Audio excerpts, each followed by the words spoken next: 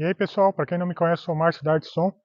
Mostrar para vocês mais um trabalho nosso aí que a gente fez há um ano atrás. E a gente vai fazer uma revisão do som.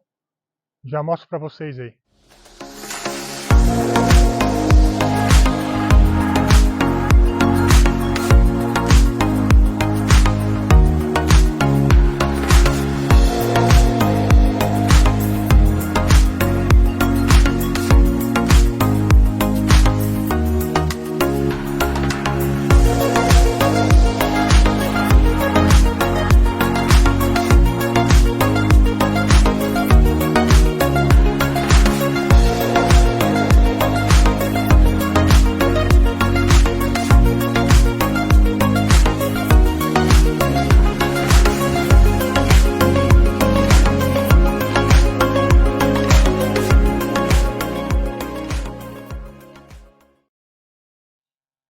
E aí pessoal, mostrar mais um trabalho nosso aqui. Esse barco aqui eu fiz um som faz faz um ano atrás.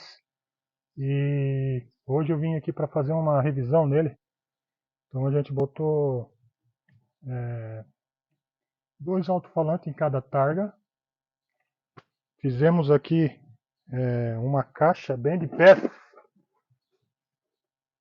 sendo que é um sub de 12 da Pioneer. Então, daí eu fiz aqui o compartimento, já tinha, né, no caso, né? Eu só reforcei com fibra, aí fiz a saída de ar aqui, os dutos, né? Então, se tiver precisar fazer alguma manutenção no sub, queimar, só tirar essa tampa aqui. Um sonzinho simples, mas com um resultado bem legal.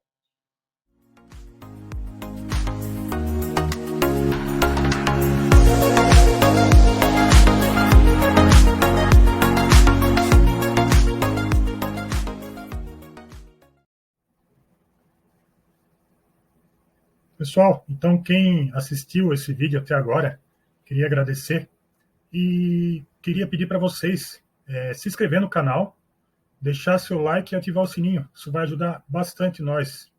Beleza? Então, até o próximo vídeo. Valeu!